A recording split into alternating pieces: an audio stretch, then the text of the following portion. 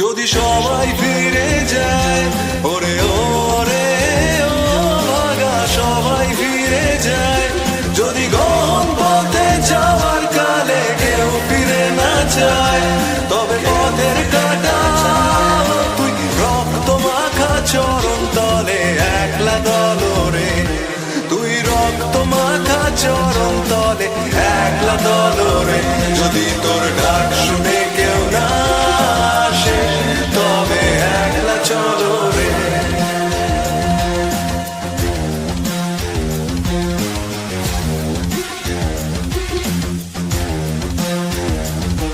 যদি আলো না ধরে, ওরে ওরে ও ভাগা আলো না ধরে, যদি ঝড় বাদলে আধার রাতে দুয়ার দেয় ঘরে, তবে বজ্রানলে আপন বুকের পাঁজর জ্বালিয়ে নিয়ে একলা চলো রে, আপন বুকের পাঁজর জ্বালিয়ে নিয়ে একলা চলো রে, যদি তোর ডাক শুনে কেউ না আসে, তবে একলা চলো রে।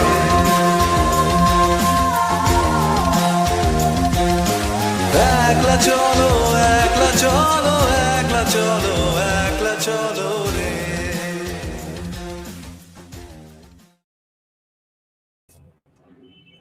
Hi guys, thanks a lot for joining our live stream. And today we have back with us for the second time veteran journalist, political thriller author, and an actor as well, Mr. Juggi Bhasin. Thank you, sir. Thank you so much. Thank you so much for giving me another opportunity to come on your prestigious show. So thank you. No, sir, the last conversation was a lot of fun, and the discussion could have gone on for about hours, but we had to cut it down.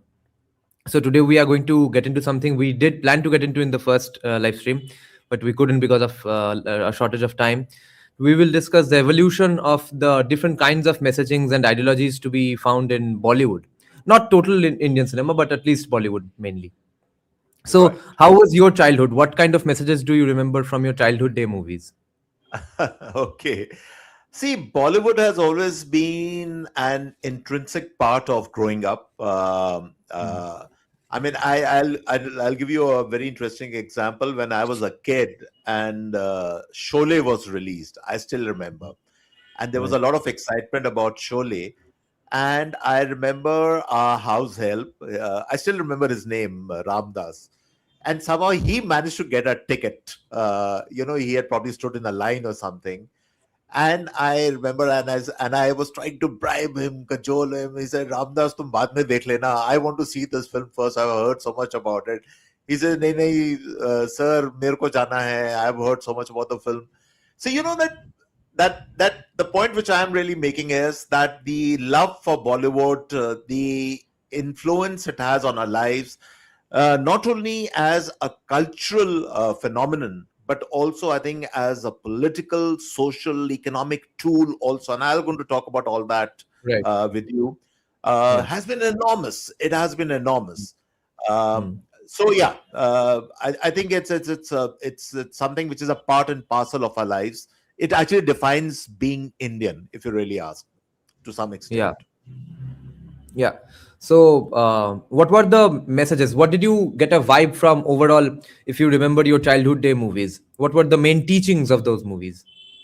See, I'm going to talk about what I'd like to do in your podcast today is to give you from my perspective. I certainly don't claim to Yeah. be a complete authority on Indian cinema or Hindi cinema, but I'm going to give you from my perspective of what was happening in the 60s and 70s. Because I've seen that era. I'm going to give you a little bit of peek into the 80s and 90s, and of course the present, the Dhurandhar kind of films which are being made now. But I'm going to start with two very interesting examples in the beginning, which might set this entire conversation in context. The first really thing is that, think about it. Why do you think that the Hindi language today, there are these language wars which keep going on in our country. Why do you think the Hindi language, by and large, is not only popular in North India, but certainly in the East, I would say in the West, and even in the South? I would say many parts of the South speak and understand Hindi, and they have to thank not the Puritans of the Hindi language, but Bollywood. because Bollywood actually did that great service of popularizing Hindi as a aam bolchal ki bhasha. Something which you could converse easily. You're a Bengali, I'm a Yeah. Punjabi, but we both Yeah. speak that Bollywood kind of Hindi all the time. Yeah. And so does Yeah. the rest of the country. So I think that's the singular biggest contribution of Bollywood, which I see. That's the first thing. Number two, True. I'll give you another very, very interesting example, which viewers in the East, in Bengal, will certainly, some of the older lot will remember, maybe not the younger one.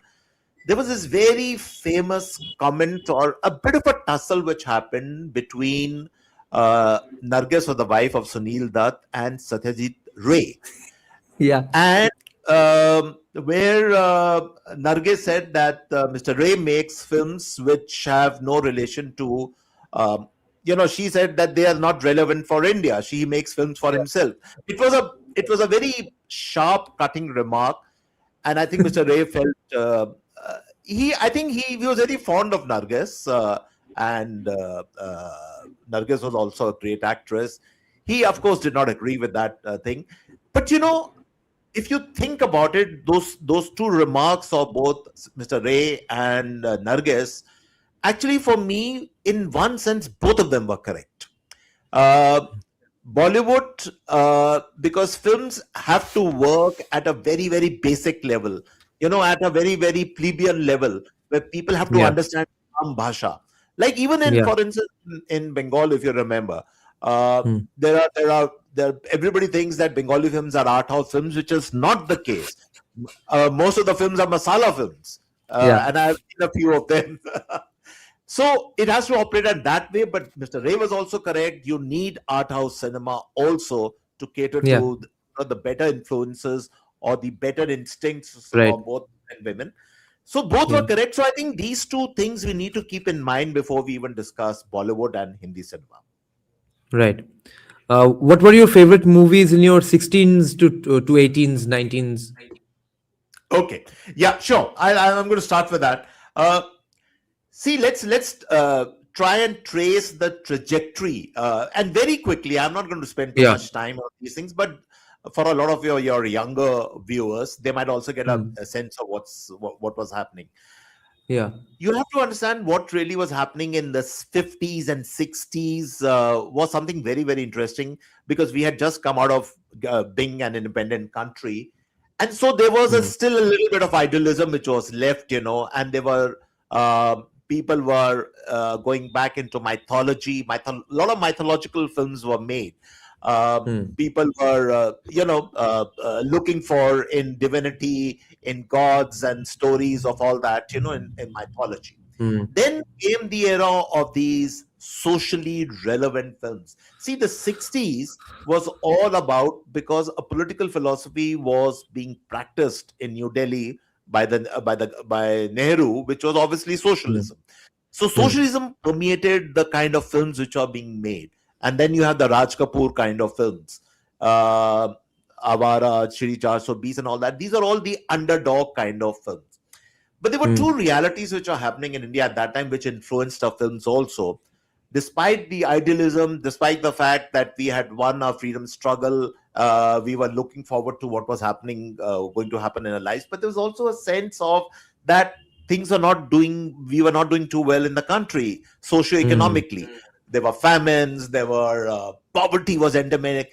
Youngsters wouldn't even know there was something called the PL 480 program, where we actually we used to depend on food coming from America. Wheat used to come from America, and that used to feed the people. We were not self-sufficient in food at that point in time.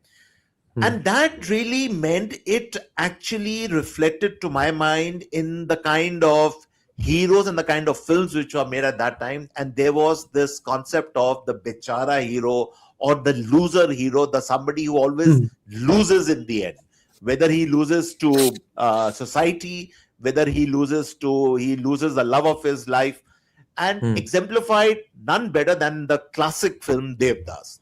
Devdas was an iconic film of that time, where it was, of course, it reflected the rural reality of Bengal, the higher caste and the upper caste and the lower caste and all that. That was all fine. But then Devdas had to lose because that was the overall mood in the country.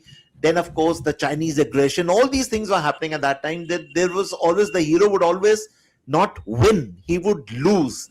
He would be a pathetic kind of a hero. The concept of the pathetic hero, which I don't think so many people have talked about that, but that was very much there in the 60s all the time. These are some of the strains. So Devdas was a very significant film. The female equivalent of the loser hero, the loser heroine, was Meena Kumari in Sahib Bibi or Gulam. So that trend was continuing in Hindi cinema. The films also were, to my mind, also a reflection of what Hollywood was doing. So to that extent, they were unrealistic. And I'll tell you what I mean by that. If you look at the sets of the films of the 50s and 60s, they were big, opulent mansions. People were dressed in three-piece suits. That's not the way people dress in India. You don't wear suits or ties when you go to work.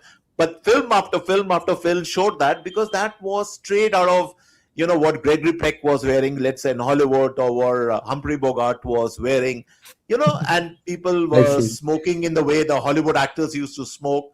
So in that sense, it was unrealistic. So that was all part of the 50s and 60s.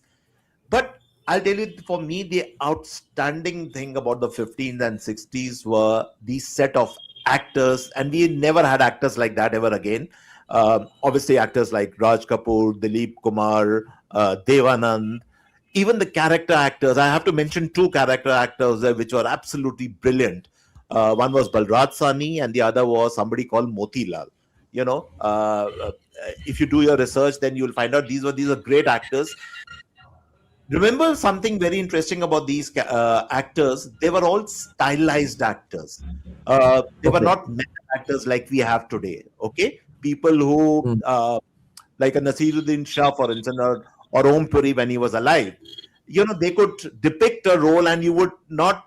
It could be exactly like a replica of the man on the street. But these were more stylized actors in the tradition of Hollywood. Like, as I said, the Gregory Pecks of the world, the Humphrey Bogarts. So they were stylized actors. They were very, very powerful, charismatic actors. I think that was the word which I was looking for, charisma. So the 50s and 60s were defined by these kind of charismatic actors. Unreal. Even if Raj Kapoor was a Shri 420, but he would still be wearing a trouser which was cut in the fashion of what was in Hollywood at that time. So in that sense, it was a little unrealistic, but they were great stylized actors. So that was, for me, my recollection of 50s, 60s. Younger people, there were singers like KL Sehgal and all that. These are outstanding voices. So it was a very different generation. It was a generation which was not moved in reality, but very stylized, very influenced by Hollywood, very unreal, but at the same time, very charismatic and very fascinating. So that was that particular era. Even if it's unreal, did the escapism help the society? Well, I don't know if it helped the society, but it certainly, see, the function of Bollywood, you have to understand right from the beginning, has been that it creates a parallel universe for Indians. Okay. And very, very seldom that universe is very, very realistic. I'll talk a little bit later about the new wave cinema and all that, brought on by the likes of Om Puri and Nasiruddin Shah and all that, and Shabana Azmi. That was later. But by and large, Bollywood, what Bollywood does when they say Bollywood sells you dreams, that's true, because it creates an alternative universe. It creates a parallel universe, a universe which, a technicolor universe. There used to be a word in our time called 70mm. Ab 70mm kuch nahi hota, matlab, you have films on the big screen. But, larger than life kind of a world of dreams. You can pun it and call it Mungeri Lal ke Haseen Sapne or whatever you want to call it. But that is a definition of Bollywood. By and large, an escape mechanism. And even today, hundreds and thousands of people who buy tickets go to the south and see. Even today, cinema is still very, very relevant, very, very important. You go to the villages, the Mofussil towns, the B towns of India, people still line up to buy tickets, You and I maybe might not be going. Might be going to multiplexes, or we watch on a big screens at home. But by and large, people in India still go to cinemas, in smaller towns and all that. So it's the alternative parallel universe. Now, what kind of a universe you create? What I think we are discussing today is that even that universe is punctuated or influenced by socio-political, economic, cross currents of your time. That was true of the 50s. It was true of the 60s. It was true of the 70s. And it's true even today. Yeah. And so, going to the movies has not become irrelevant at all. I watched F1 4 times, Kantara Chapter 1 twice, Dhurandhar twice. We will have to, of course, discuss Dhurandhar in detail. Now, We'll so, do sir, that towards the end, yeah. Yeah, you are diagnosing the decade of the 60s as the time of birth of socialism in Bollywood movies. Did that coincide with the rise of, or the peak of, the number of how many Bengali directors were working in Bollywood as well? See, the Bengali directors have been not only part and parcel, but I would say head first, literally. There was this serial which was made some time back, and I'm just forgetting the name of the serial, which came on Amazon Prime, where they showed the studio system headed by, I think it was Biswajit, who played, if I'm not mistaken, the head of that studio. And it was an outstanding serial. I see. And see, the Bengali intellectualism, both in terms of direction, classic case, of course, being Gurudar, Rishikesh Mukherjee, Basu Chatterjee, all the pantheon of directors who worked in Bollywood. The music of S.D. Burman, the songs and lyrics of S.D. Burman, the actresses who came from Bengal, outstanding actresses. Even though somebody like, let's say, Anaparna Sen maybe did maybe 3 or 4 films. I think Mamta was one of the films which she did. She didn't do too many Hindi films, but they left their mark.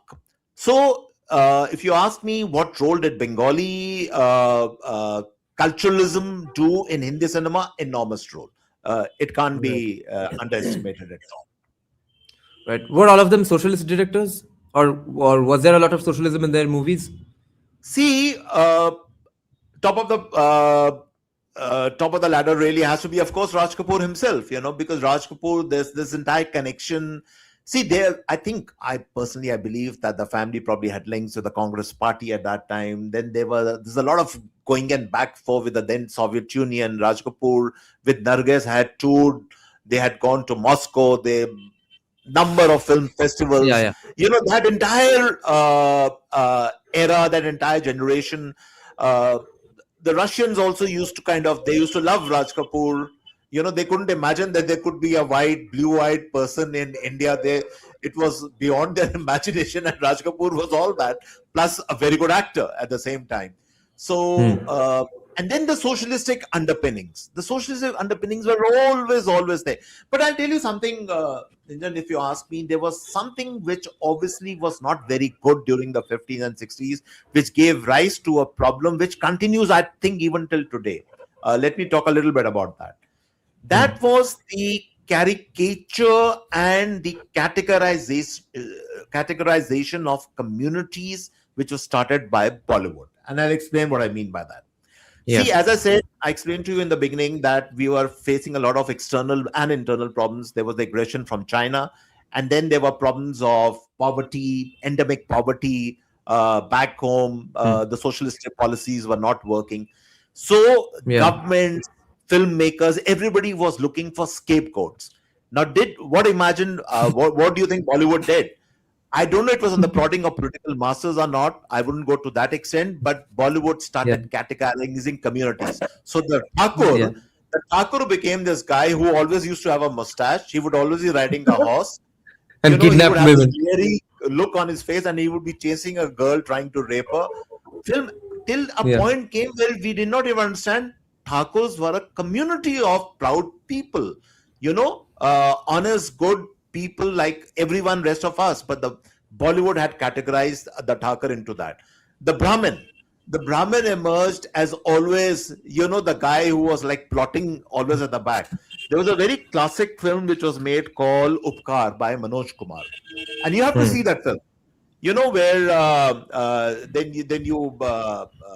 you show the Brahmin and you show, and then the Baniya always used to be the the guy, the nefarious guy who was always trying to extort money, और वो तुमसे Yeah. वो sign करवा लेता था, कुछ थप्पा लगवा लेता था, and you had to pay for the rest of your life. So both the Thakurs, Brahmins, the Baniyas, they got the receiving stick from Bollywood deliberately, I think, now in hindsight. And then the other distortion which came was that, and as I said, I love my Muslim brothers and sisters, but every Muslim was categorized as the best guy, who would be doing everything right. The Sikh always used to be the large-hearted guy who would be like all embracing cliches. Cliche characterization that all started during this time. And if you ask me, it continues till this day. It's the same problem which American cinema has had. How do you depict the blacks in American cinema? And the black always has to be a unidimensional figure. Somebody's always good, who's always like doing good things, who's suffered a lot at the hands of the whites. Reality is far more complex. Reality is multidimensional, but that 50s and 60s distorted the entire picture, and I think that trend continues even till this day. Yeah. Sir, I would like to ask just one follow-up on this.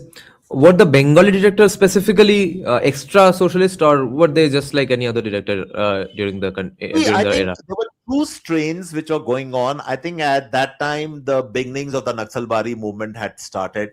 So there was a sense of leftism, socialism, radicalism that was evident. As I think we discussed last time also, there was a very significant film in Hindi cinema made at that time called Sakina Mahato, which was on the Naxalbari movement. But the Bengali directors were actually known more for their lyricism. And I'm using the word lyricism not only in terms of songs and all that. I'm talking a lyricism in terms of photography, in terms of direction, in terms of, let me give you an interesting example. The film called Chupke Chupke, directed by, I think, Rishikesh Mukherjee, Dharmendra and all that. Now, look at the film. It's a classic film where Dharmendra, this tough guy, Amitabh Bachchan was again an angry young man, and how he molded them into that one of the greatest comedies of Indian cinema. Dharmendra is totally unrecognizable as this guy who's this smart-ass driver who knows very good Hindi, and who completely, who kind of floors the house with that he goes in because he's chasing Sharmila Tagore in that movie. So the Bengali directors really had a knack. And by the way, I have to talk about two Bengali directors, especially Rishikesh Mukherjee and Basu Chatterjee. These two directors made what I call middle of the road cinema, which was neither very art house, neither it was very commercial. It was somewhere in between. Yeah, exactly. And it appealed to a lot of people at that point in time. They were the Anurag Kashyap movies of that era. Sorry, who? They were the Anurag Kashyap movies of that era. In that zone. See, they were all, I'm just giving you two of the most famous names, but I'm saying by and large, and let's not forget the music of S.D. Burman. Film after film after film, S.D. Burman was perhaps, to my mind, one of the greatest music composers of Bollywood, absolutely phenomenal. So as I said, all these various trends were going on both in Bollywood. They were going on in, I think, to that extent in Bengali cinema also. And it was, as I said, by and large, if you ask me, unreal. It was not very much attached to reality. There were villains which are made out of nothing. But the character actors, the villains were especially outstanding. Pran, I mean, the villainy of Pran is like outstanding as an actor. And one more very important thing, all of them were untrained actors. They did not train in a film school. I see. They did not go. They did not go to the FTI or all these places. They were all you call homegrown actors. Even villains like Jeevan, Ranjit. There was somebody called Manmohan. Each and every of these guys was outstanding. There was this gentleman called Premnath. He used to come as a villain, Tisri Manjan and all that. He was in a film called Johnny Mera Naam. I'm going to talk about that film a little later, which I think has one of the most outstanding films of Hindi cinema.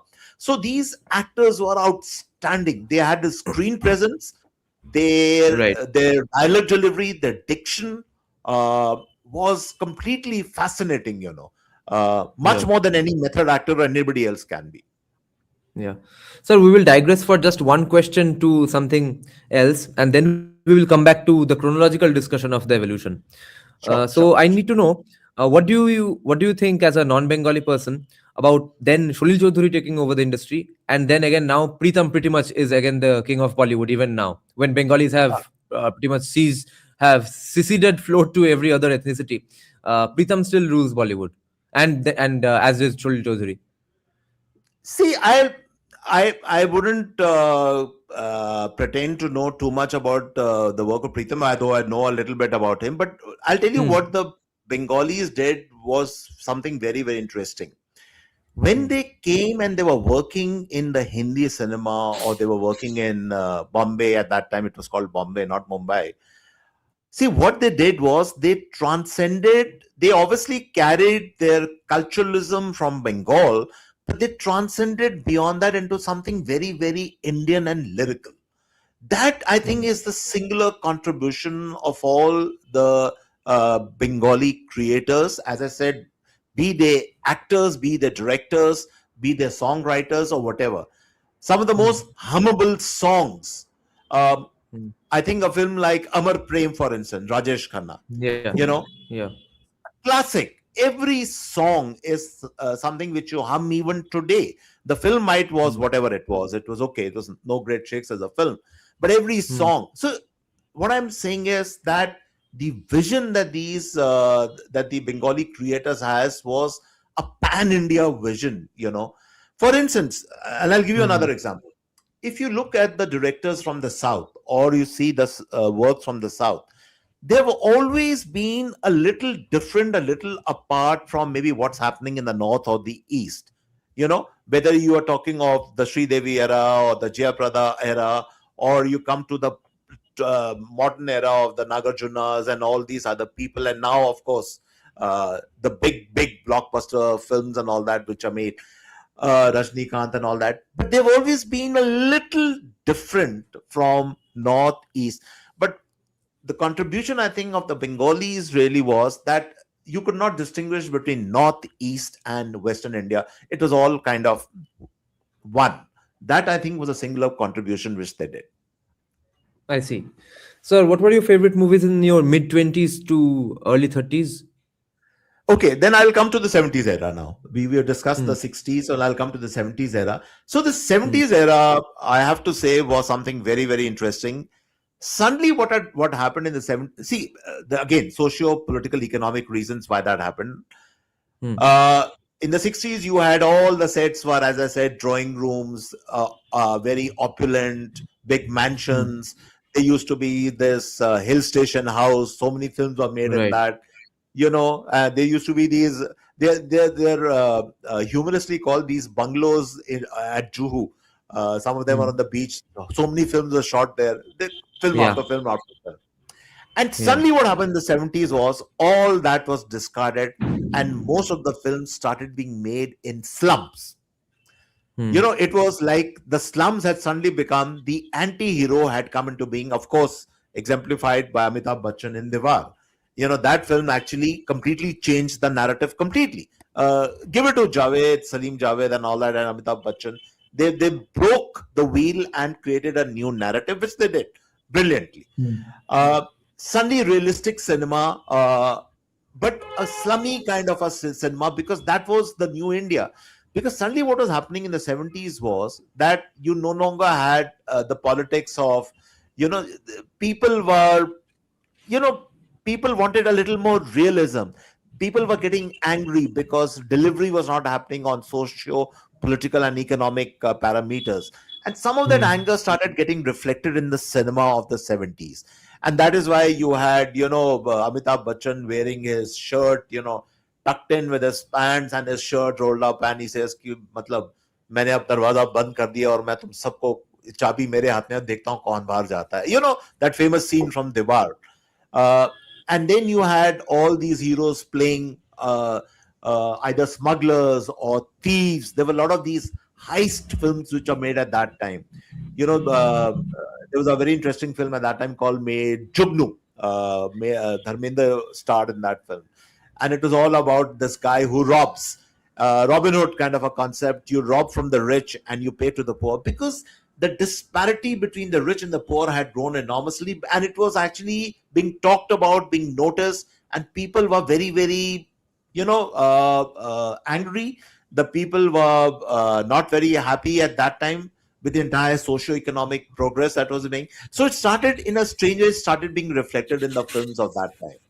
And that is why the heroes were smugglers, they were thieves, they were slumlords.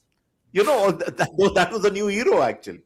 And the chocolates hero of the 60s, the Rajendra Kumars, the Manoj Kumars, all of them completely faded away. They didn't stand a chance. Another big trend was suddenly you didn't need very good looks to become a hero. Amitabh Bachchan, of course, exemplified that. And then the entry of somebody, a Bihari Babu like Shatrughan Sinha, as he was called then. He was not a good looker by any stretch of the imagination. But Shatrughan Sinha succeeded, both first as a villain and then as a hero. And so it became fashionable, and it led to eventually the entry of heroes like Ajay Devgan and all that. People who were not that traditionally, chocolate good-looking heroes, but they were people, sons of the soil, people who look like you and me, ordinary people. All that came in the 70s, actually.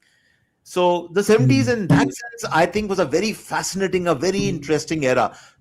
Some of the most interesting songs, some of the most, maybe the plots were very, very similar. That I think the big problem in the 70s was the big problem that all the plots were more or less similar. Every, the drug, the smuggler, all that. Then the heroine and all that.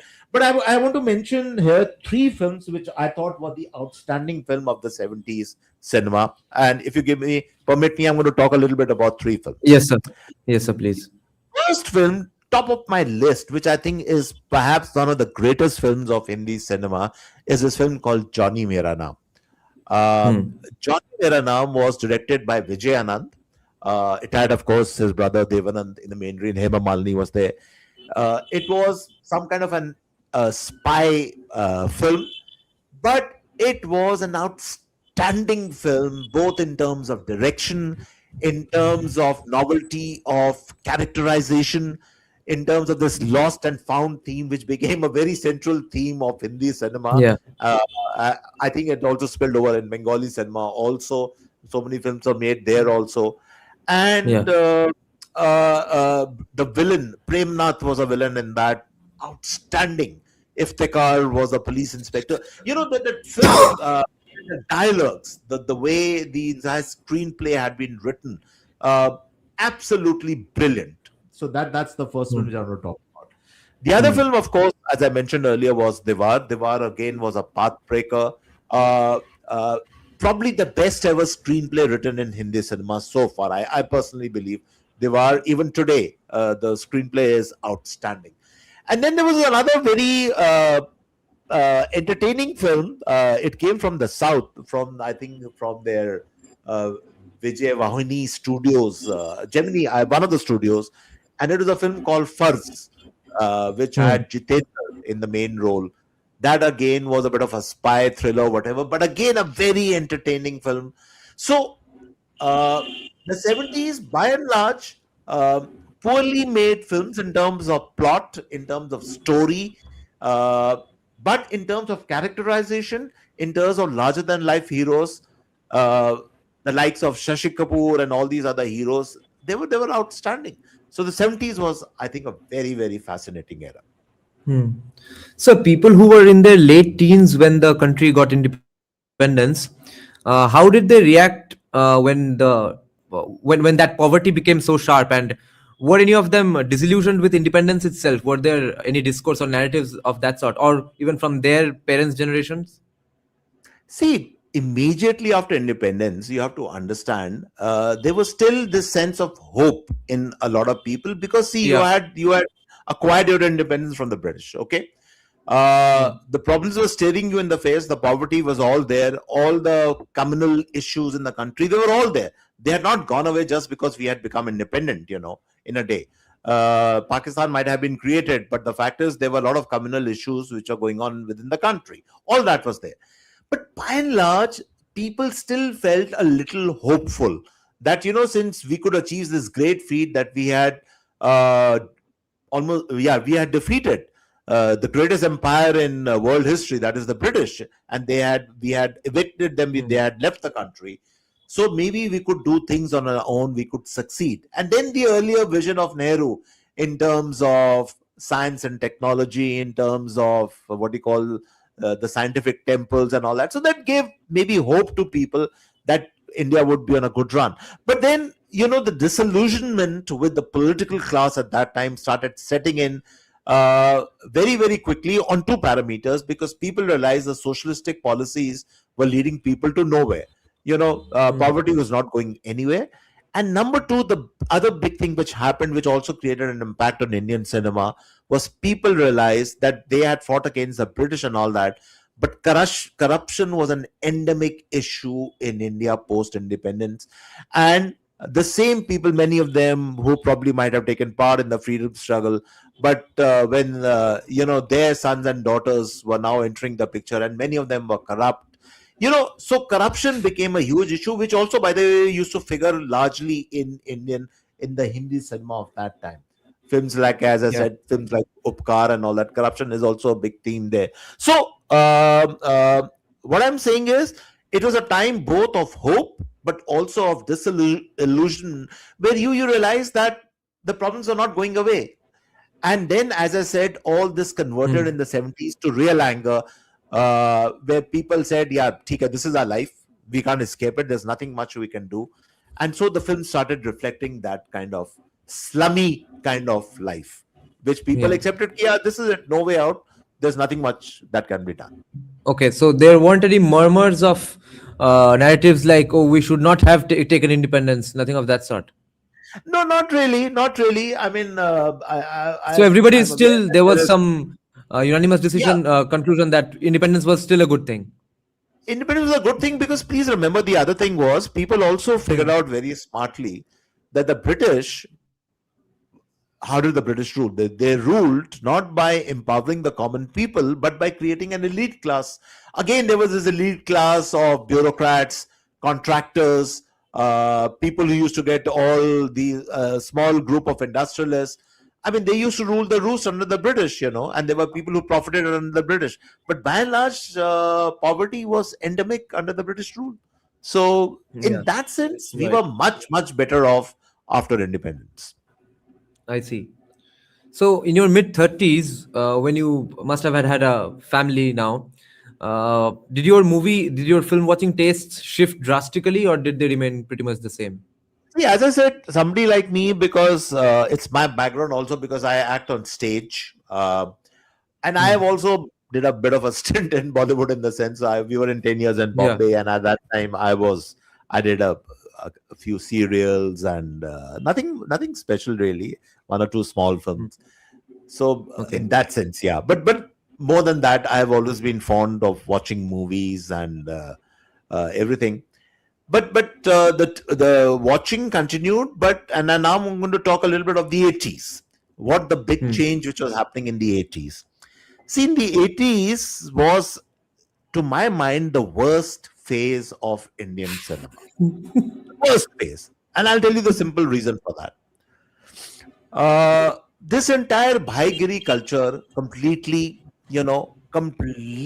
swamped Bollywood. First of all, the entire financing of Bollywood, as we all know, was overseas. Dubai, the Dawood thing, the Bhais, every second film. Petrodollar money getting into Bollywood, right? Completely. It was completely financed by these characters. There was no corporate inside. The studios were struggling at that time. The big studios of that time. Um, just to give you a very interesting example, Yash Raj films have always been doing well, but the brother of Yash Raj, that is, I think, uh, not Yash Chopra. I'm talking to his brother, the other Chopra. He has made some films. His studio or his setup had winded up at that time. They were running into losses. Just to give an example. So Hmm. people were looking for financing. And Hmm. then, excuse me, around that time, all these bhais of Mumbai, they made the scene. And the film which brilliantly depicted all that, if you remember, was a film made by Ram Gopal Verma called Satya, and Yeah. he completely caught the entire narrative at that time Yeah. of this financing. There was another very brilliant film which, if youngsters haven't seen, it wasn't very successful, but I think it was a very well made film. Again, made by Ram Gopal Verma, a film called Company, Yeah. Yeah. which Very starred, popular. very Ajay Devgan. Very well Yeah. made film. So these two Yeah. films, to my mind, are the first film, Satya, and then Company. They exemplified the 70s, what was really going on. The gangsters, the malls, the women, everything was up for sale. The corruption in the police forces, what was happening in Mumbai, especially, and how it completely affected filmmaking. You remember those episodes of many film stars, musicians, music composers going to Dubai and dancing at Davut's parties. All that was happening during this time, and so that money meant what kind of films were being made. These were horrible films. There was a film by Sanjay Dutt called Naam, if I'm not mistaken. Vastav. Oh, Vastav. Vastav was one of them, but there was another film called Naam, which again, showed the I think it was made by Mahesh Bhatt, if I'm not mistaken. I Yeah, see. Mahesh Bhatt Naam, which Okay. again shows that how you acquire ill-gotten money and you rise very fast, but then the fall is very, very steep. So again, a new kind of an anti-hero was emerging from the 80s, an anti-hero who was basically, somebody who had no choice but to take this kind of money and live this kind of a life, and he would either be killed in the end or he would be arrested. He would meet what is called a very sorry fate in the end. So those kind of films are being made. But by and large, the problem was that I think this was one of the most depressing eras in Bollywood. Um, some of the songs are very, very good, certainly in that era. Right. But you can't. But beyond that, but yeah, the bright spark in that time was, of course, this your Bengali actor Mithun Chakravarti, the dancing hero. Yeah. He lit up And the Bapilari screen. as well. Bappi. Both these gentlemen, they I think were the bright spot in that entire era. R.D. Burman.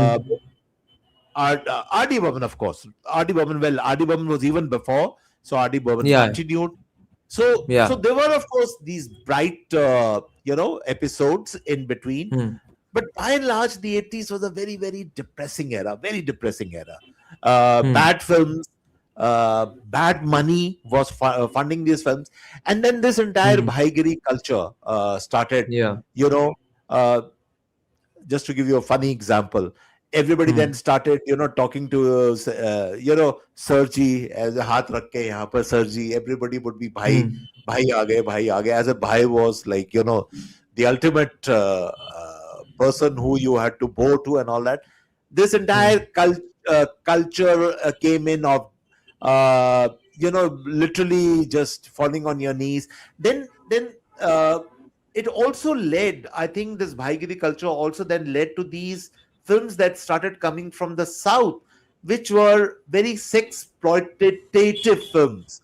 I personally feel Sridevi was a great actress, but a lot of the films, early films of Sridevi, a lot of the films of Jayaprada, a lot of the films which are coming from the south were these very, how do I put it? There was a lot of obscenity in those films.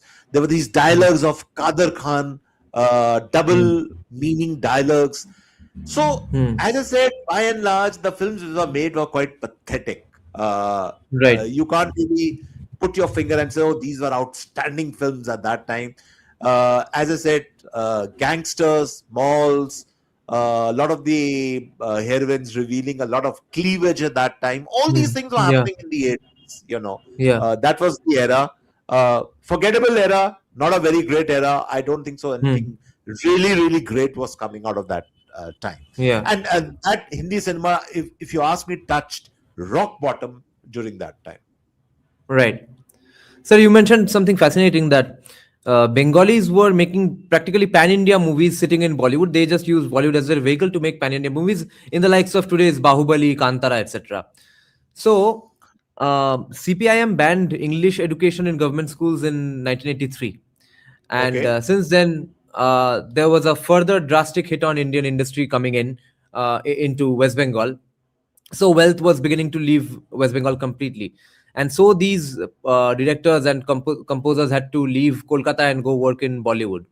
So could it be said then that just because of CPIM's ban of English, actually Bengali language suffered to that extent that it could have become the pan-India language of cinema, and it got prevented from getting there, just because of I CPIM's didn't. save Bengali policy, ended up killing Bengali.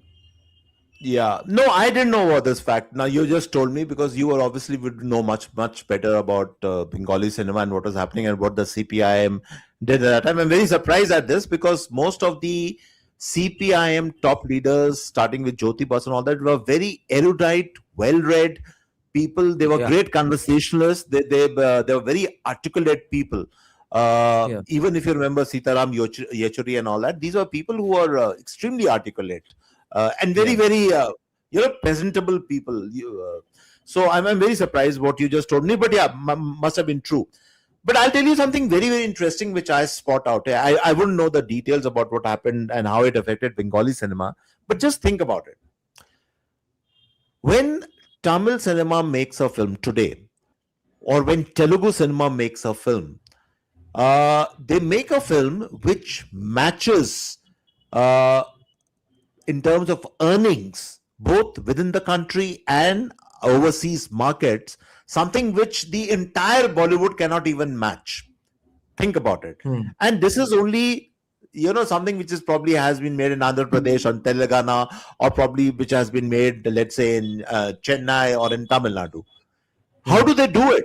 And why is it that if you think in terms of Bengali cinema, or even you think of Gujarati cinema, or the most poor country cousin in that sense, Punjabi cinema, for instance, they never hmm, had any film which ever came up to that level in terms of earning, in terms of exposure, in terms of this. It is not uh, hmm, the lack of people who want to see films, because I think the hmm, craze to see films is equally there both in Tamil Nadu as it is in West Bengal. Okay, hmm. now that's a very. I'm just leaving a very, very interesting insight. Why is Yeah. it that these blockbuster films could never gain traction in, let's say, in West Bengal or in Bengali Hmm, cinema?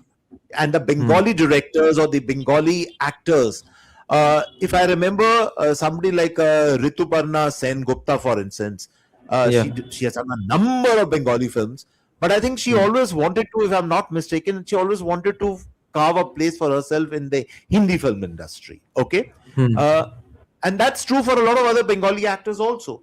So why hmm, is it? I mean, that's a question we need to ask ourselves. What is it that the South cinema gets so right that they not only make very, very interesting films, larger than life films, but films which earn a lot, which do very, very well.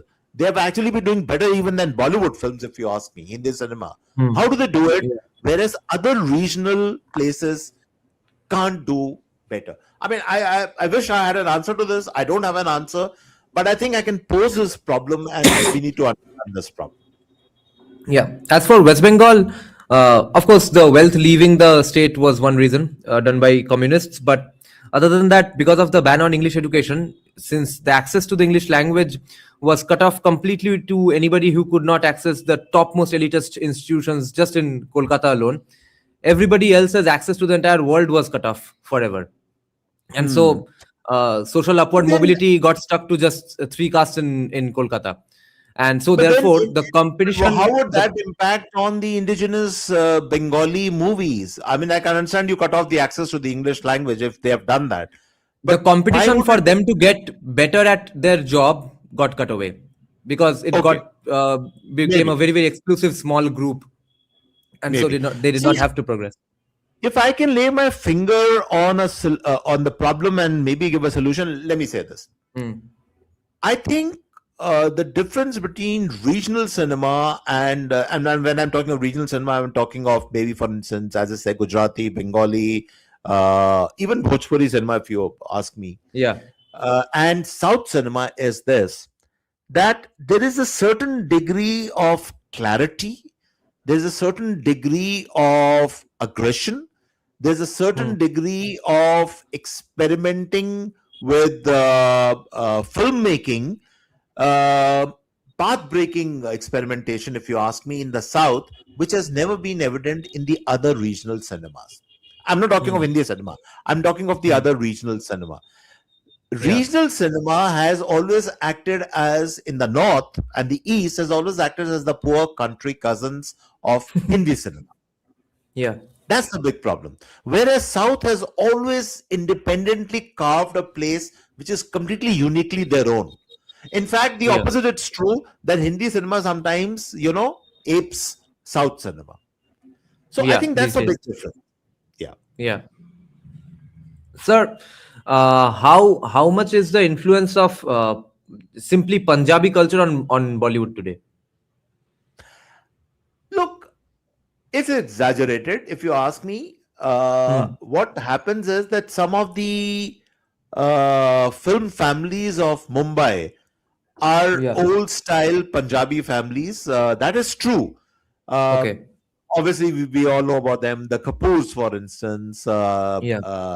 Then the Yash Chopra camp. These are all Yeah. Punjabis, but then they are Mumbaikas. I wouldn't even call them Punjabis really now. I'm not even sure if half of them can even understand or speak Punjabi. I Uh, see. but yes, I think what the Punjabi thing which they carry with them is this degree of aggression which they have, Hmm. in Yeah. terms of not only filmmaking, but in terms of marketing, in terms of distribution, in terms of selling their territories and films overseas. That's the Punjabi element only. Uh, Hmm. it's a very, very uniquely Mumbai kind of filmmaking. It's, as I said, and I told you right in the beginning. I think the reason why the Hindi language is popular all over the country is all they really have to thank Bollywood for that. If you Yeah. had left it to the Puritans to it would have been very, very difficult for Hindi language to become popular, but Bollywood did the impossible. They achieved that. And so this entire way of speaking, and you have to be in Mumbai to hear that, it's so colloquial, Yeah. it is so interesting, and everybody understands it like that, so Yeah. that's the Yeah. biggest gift of Bollywood. So the Punjabi Yeah. element is there, but it's not something very, very unique, I would say. uh, Okay. yeah. Sir, were the 90s and 2000s significant at all in terms of movies in Bollywood? 90s and 60s was significant because I think we haven't mentioned, because I have to go back a little bit from the 70s and 80s to the 90s. I have to Okay. mention a little bit about the new wave movement, the new Yes. cinema which was coming in. Yeah. So yes, the most outstanding film of that time, which even today I have watched at least 3 or 4 or 5 times, I think, is a film called Ankur, which was made by Shyam Benegal. Yeah. Ankur, of course, starred Shabana Azmi and Anant Nag. I think it is one of the greatest films again of Hindi cinema. Uh, and even though it was art out, the way they showed the class differences, the entire conflict between the landlordism and the peasantry. Uh, and those kind of films, by the way, have been made in Bengal also, because the entire theme of landlord versus the peasantry is a very concurrent theme in Bengal. But the way this film captured it, I thought was brilliant. And then he followed it up with Nishant, Shyam Benegal. Again, a very brilliant film. The two other very interesting films of that time were, there was a film called Ardha Satya, which had Om Puri, where he played this inspector. Very realistic, very gritty. I think Govind Nihalani, I think he directed the film. Outstanding film. But even some of the other cinema which was made at that time, art house like Bhumika, Mandi, all these films are very, very interesting. But here's the thing which I need to tell you about art house cinema. There was again a very interesting film made by a Bengali director called Par, which had Nasiruddin Shah, which I think was an outstanding film, Par. Um, the problem with art house cinema or all the cinema at that time really was that, yes, it was path breaking. It was films which were inspired really from two sources from the West. They were inspired from the work of creators like Jean-Luc Godard, Bresson, the French filmmakers, and then of course the El Pacinos, the Robert De Niro's, and the Martin Scorsese's, and the Coppolas of Hollywood. All that influence you could see. That's very true. The problem with art house cinema in India was that it never really became mainstream cinema. It was accepted by niche audiences, the pre-multiplex audience, you could call it, but it was not something which you could emotionally connect with. You understand what I mean? It was great cinema to watch in terms of novelty, in terms of art, in terms of form, in terms of characterization, method acting, all that was there. Lots of these terms are used, Stanislavski's school of acting, this and that. But you could never emotionally connect with it.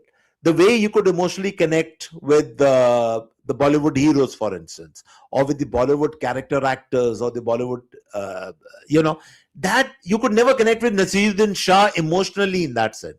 You would always be watching कि हाँ वो मेरे घर में जो वो आता है ना सवेरे सब्जी वाला, वो जो मेरे को फ्रूट देके जाता है, तो Nasiruddin Shah can play him like exactly the same guy.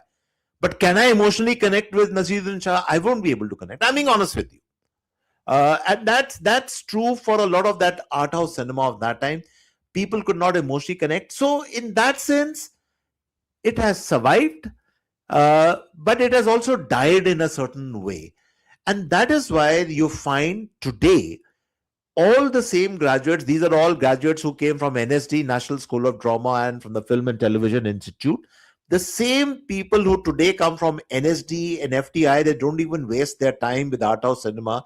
They straight away go into making relevant, interesting films. The kind of films which are coming today, which is far more emotionally connecting to people.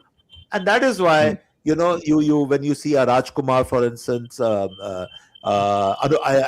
Khurrana and all these other actors today, you relate with them because they are living a kind of a cinema which is far more relatable. I think where Nasiruddin Shah, Om Puri, Shabana Azmi, and all these people, if you are, and I'm using a very controversial line, failed, was that they created great, interesting cinema, but never emotionally connecting cinema. Then would it be fair to conclude that art house film era did not generate any joy in the audiences? It was just devoid of any joy. That again depends upon the definition of joy, what we are talking about. All I'm saying is, see, films have to connect both at a cerebral level and at an emotional level if they really have to be successful. And of course, we will talk about Dhurandhar in the end, but why it connects both on the cerebral level and the emotional level. The problem with art house cinema or the Sham Benegal kind of cinema or the Nasiruddin Shah kind of cinema was that, you are watching something, but at the back of your mind, you knew there is a foreign influence somewhere here. It is that kind of artistic wheel which is turning out here. But it is not something where emotionally you are connecting. I have to, by the way, mention one actor out here who did something very, very interesting during that time. And that actor was Shashi Kapoor. See, Shashi Kapoor he started his career as this chocolate romantic hero. And he was outstanding in that. Even more than his brother, than Shami Kapoor, for instance. Shami Kapoor was not his brother, but his uncle or whatever. Shashi Kapoor did something very interesting. he then switched over and became a producer for art house cinema. You know, the films Hmm. which he produced at that time, like Junoon, for instance, Hmm. 36 Charangi Lane, if you remember. Hmm. Uh, Yeah. so he was a guy who, if you ask me, straddled both worlds. The world of commercial cinema. He made that fantastic film with Rakhi called Sharmili, which was such an emotionally connecting film. If you have to see that film. And then he made a film like Junoon, which again was a very, very interesting film. It was on the 1857 mutiny. So, to that extent, he was that single actor who bridged both the worlds, the commercial world of Hmm. Bollywood cinema and the art Right. house world. So, he was the only one, I think, who could do that. Nobody else was able to do it. Hmm. I think Srijit Mukherjee made the most significant attempt at this particular genre in West Bengal. Uh, Sir, then do you think if I said the sentence that Anurag Kashyap, the phenomenon of Anurag Kashyap and Bahubali are the two most significant things to have happened to Indian cinema in general in the last Yeah. 50 years, and can it be can Indian film industry described to be whether with a pre Anurag Kashyap and post Anurag Kashyap era, or a pre Bahubali and post Bahubali era? I agree with you. I agree with you. See, Anurag Kashyap, whether you Okay. like him or not, see, the problem with Anurag Kashyap today is that I think today of him more as a political entity who is commenting on politics all the time rather than talking Yeah. about cinema. Yeah. But then there is a reason for that, and I'll give you that reason. It doesn't matter it's Anurag Kashyap or it is X, Y, or Z. Any creator has what I call a certain period of time when they are at the zenith of their creativity. And after that time, then they start going down. It's not possible for you to stay right at the top forever. So, yes, Anurag Kashyap was a trailblazer. That film which he made, Dave D, is path breaking cinema. No question about it. I mean, you got to give it to the man. The Gangs of Wasipur also, again, very heavily inspired from Martin Scorsese's Taxi Driver and all those other films. But give it to him, it still was those part one and part two were very, very interesting films.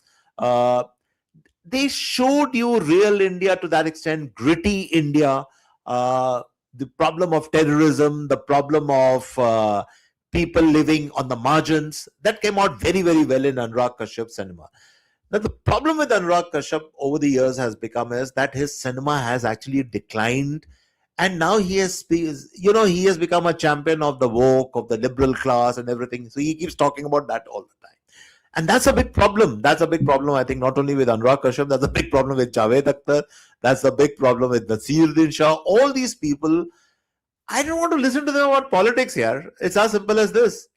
Politics अगर मुझे सुनना है तो मैं किसी politician को सुनूंगा ना. Why will I listen to these people? That's the point. So yes, before a Dhurandhar came, there had to be a Dave D, there had to be a Gangs of Wasipur. Give it to them.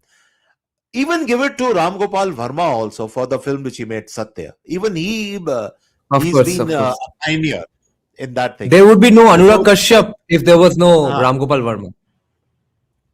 there would be no, sorry, There would be no there would Anurag be Kashyap no. if there hadn't been a Ram Gopal Verma. Absolutely, absolutely. Mm, And it's a pity if you look at the trajectory of both these directors. What is the trajectory? mm, Ram Gopal mm, Verma started so brilliantly with all the films that he mm, was making. He made another mm, film with Nagarjuna, which was again a fantastic film, Shiva, if I remember. mm, He made all those films, Ram Gopal Verma. mm. And then what did Ram Gopal Verma do? I don't know what happened to him. He just got into making all these sexuality filled films. I mean, he completely, Yeah. completely lost it, yeah, if you ask me. Even the Completely lost Sholay it. remake was so weird. Sule Rishe was an atrocious film. I didn't watch it, of course, but मैंने उसके थोड़े snippets देखे. मैंने कहा यार ये क्या बना रहा Yeah. है ये आदमी. Yeah. And same trajectory of Anurag Kashyap, as I said, started so brilliantly, and then he got caught into this liberal narrative. See, you Yeah. can practice your politics, you can say whatever you want to say, but Mm, when it starts compromising your craft, when it starts mm, compromising your creativity, then mm, I'm sorry, you are no use to me. It's as simple as this. See, we will give credit to somebody who will produce something which you can relate to. I'm not going to relate to listening to the political pronouncements of these people. I'm not interested in that. I want to see good films from these people. But I think probably that same law which strikes everybody has struck them also. They were at the zenith of their creativity. Now they have nothing to show or to tell people, and that's why uh, it's all gone downhill for these people. Sir, Bahubali versus RRR, which is which is a better film, and which one is more significant in creating a sort of a historic direction change in Indian cinema and making it pan Bahubali India again? versus which one? Sorry, Bahubali versus which one? RRR. Yeah. See, these films. Uh, I'll give you a very interesting example again here. There was a recent conversation which took place between James Cameron, who made Avatar, as you know, and between one of the South, the director of one Bahubali. I don't. I'm forgetting his name right now, but they were in a Rajamouli. conversation. Rajamouli. I'm sorry, Rajamouli. Correct. So RRR director, yeah. That's right. Now, why was James Cameron in conversation with Rajamouli? James Cameron, who's made close to about 5 or 6 billion, worldwide from his films, he recognizes that Rajamouli is this director who has created what I would call spectacle film, which is larger than life, anything which you might have ever seen before. And that is the success of films like Bahubali, as you said, RRR, even Hindi cinema films like Chhawa and all these other films which are coming. The concept here really is that you actually you are working. These filmmakers are working on your senses, and they are taking your senses to some other level or degree, which has never been done before. This is what James Cameron trying to do. Let's say in Avatar 1. I haven't seen Avatar 2, but this is what he tried to do. You work on both your visual and your auditory senses, both in terms of photography, in terms of the music score. There's not so much of dialogue, I would say, but in terms of spectacle, which something like you have never ever seen before. And if there's one film which way back, I think was a precursor to all that, was in 1975, Sholay, if you remember. Sholay, to that extent, was a visual spectacle, besides obviously being great characters, screenplay, and all that. So yes, I agree with you. All these filmmakers are the people who have made Bahubali, RRR, and all these films. Credit them with this vision of filmmaking, which is larger, not larger, but largest than life. Something which is beyond that. So it's even if you remember the guy who won these for the music score, the dance moves in that film, when they were doing this fantastic dance which won the Oscars also. La La Land. No. I'm talking of the Hindi film, not La La Land. I'm talking of RRR. RRR में, sorry, RRR में ही तो था वो, that particular Yeah, dance. Natu. Natu, correct. So what was that all about? I mean, there have been hundreds. There is K-pop, there is dancing. Everybody does all that.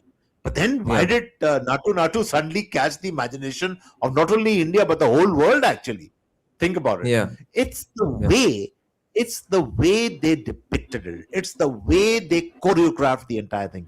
It's the way they filmed it. Yeah. So that is the superior edge which the South filmmakers bring, which is like a brand in itself. It's like nothing which you have ever seen before. Yeah. In terms of messaging, ideology, and quality, Gangs of Wasseypur or Anurag Kashyap, the phenomenon of Anurag Kashyap, was a historic, significant, I think, direction change in Indian cinema. And then so was Bahubali and RRR. Is Dhurandhar the successor to that kind of a direction change, both in terms of ideology as well as quality?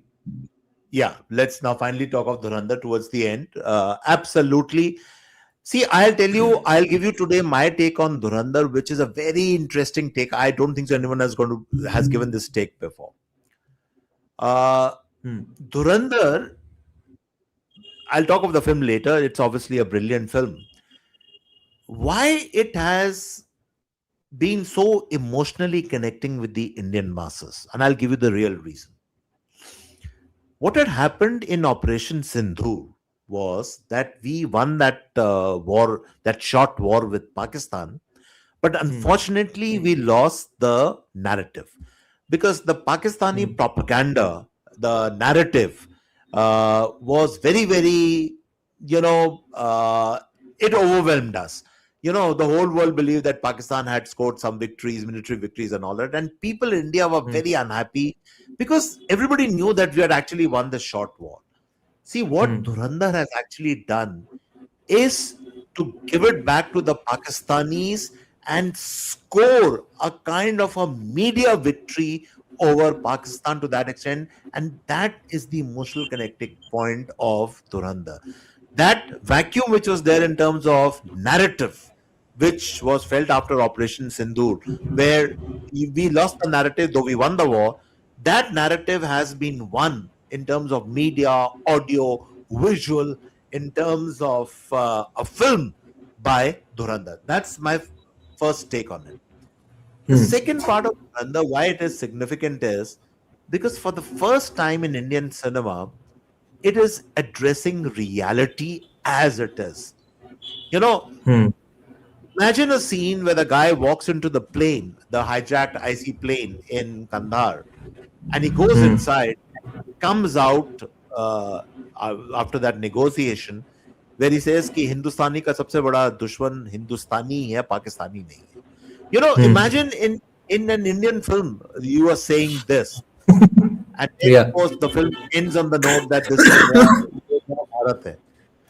So, sounds like a political theme. But what I'm trying to say is this entire concept of a nation was thirsting that can somebody make a realistic film of what is going on with all around us.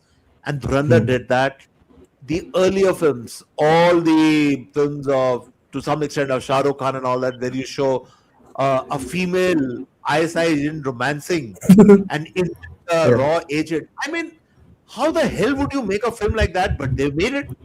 And those kind of themes. Let me give another very interesting example. Contrast two films, Dhurandhar with 21. Dhurandhar has been a massive success. 21 has been a box office disaster. And I'll tell you the reason for that.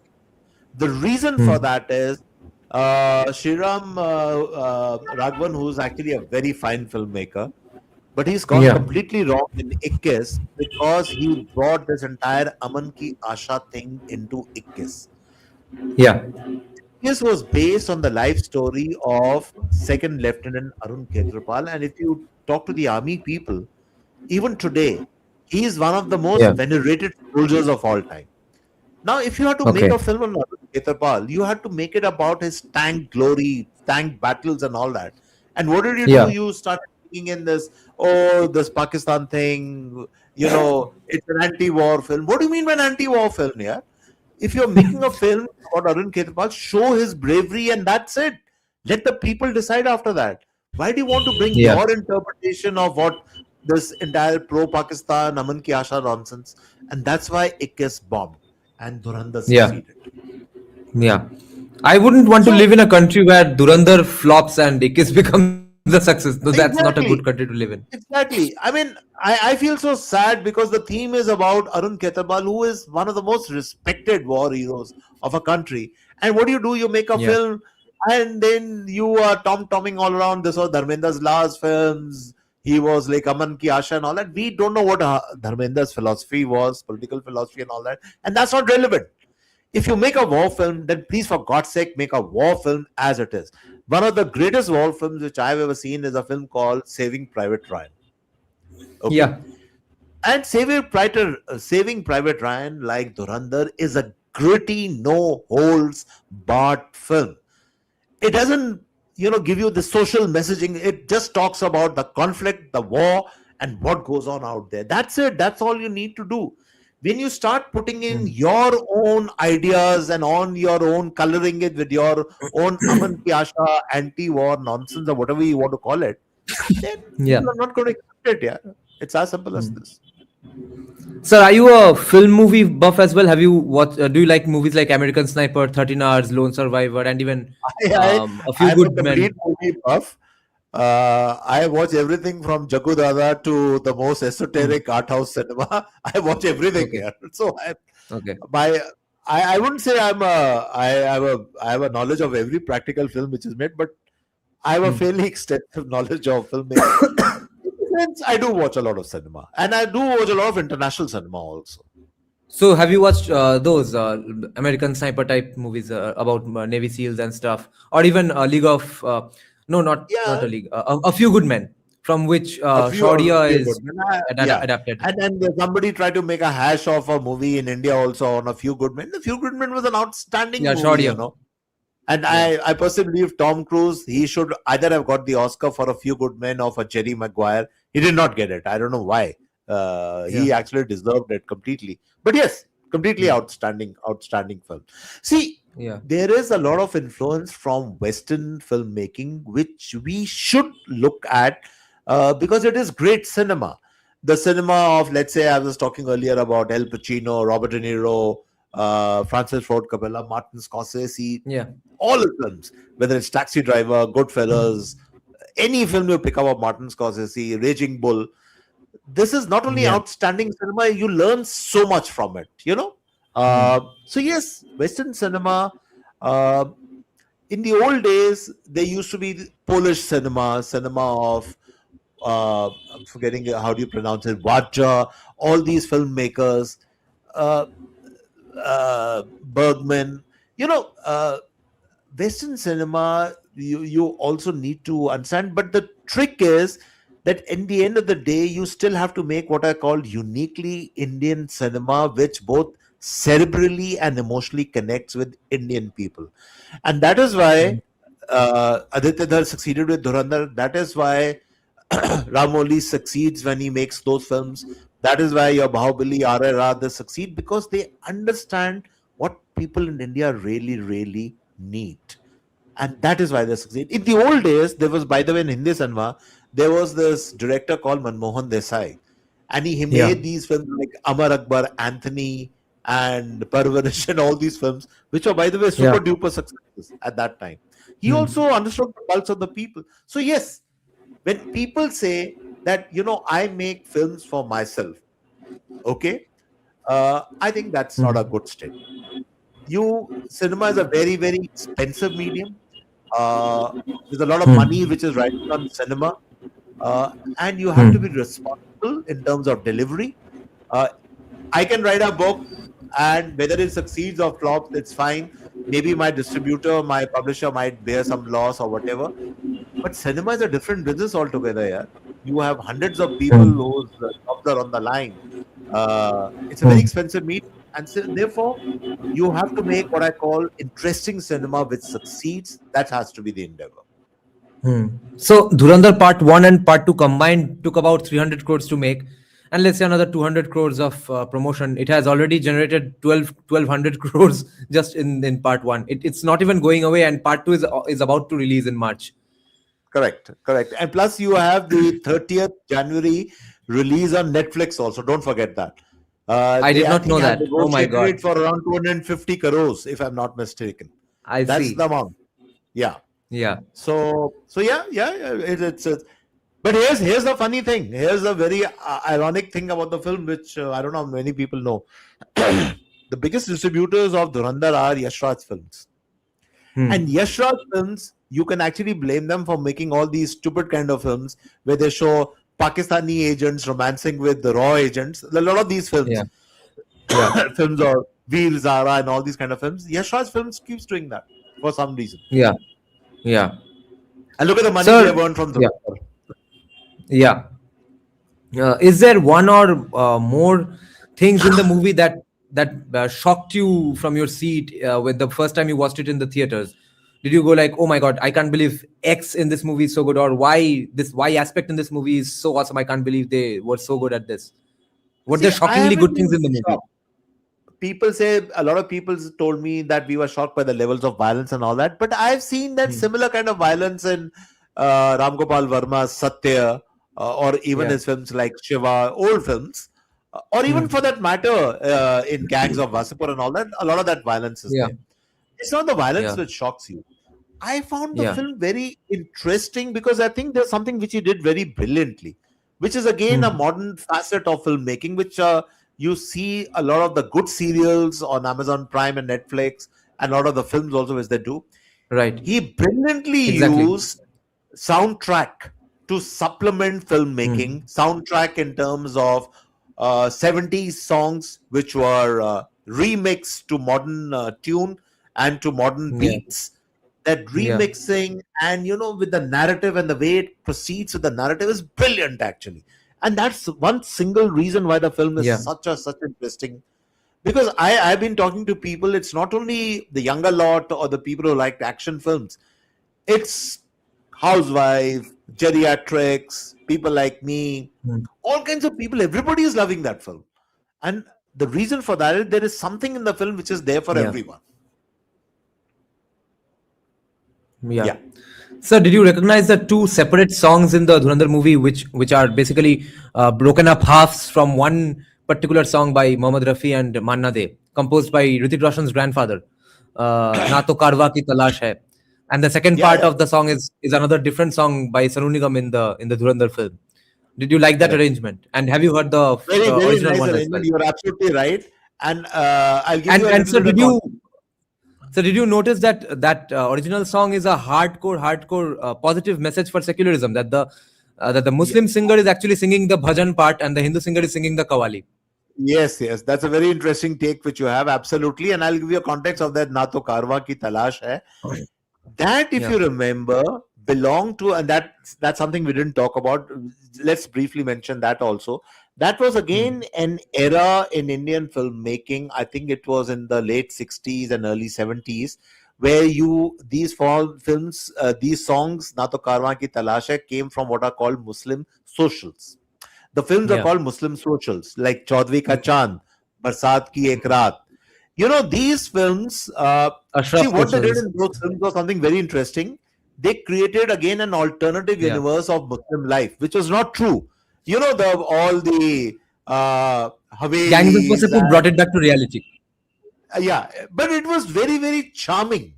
It was very, very Yeah. enticing. It was very, very, the songs are brilliant, and you loved those films, Yeah. Yeah. even though it has nothing to do with the real life of Muslims in the country. So the Yeah. way he used that track in Dhurandhar, I agree with you totally. And the Hmm. composition, I also noticed that was very, Yeah. very interesting. Yeah. Yeah. And by the way, let me Yeah. say also this.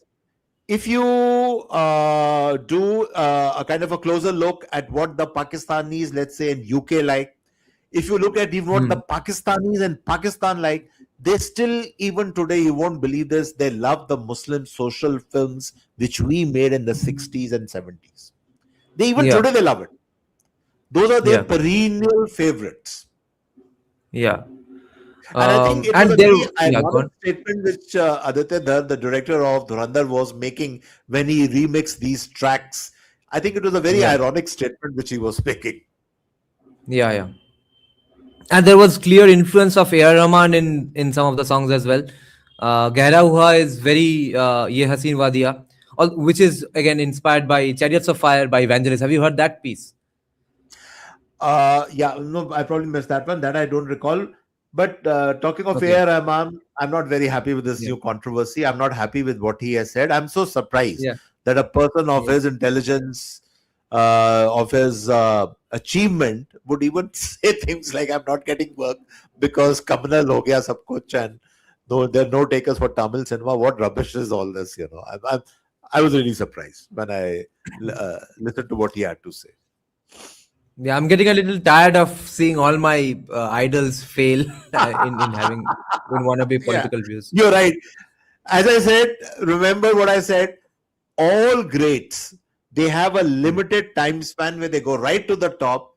You can't stay at the top all the time. Then people start falling, and once they start falling, the problem with Bollywood or celebrity status is that the adulation is so enormous and it is so captivating that you can't handle it when you don't get that attention.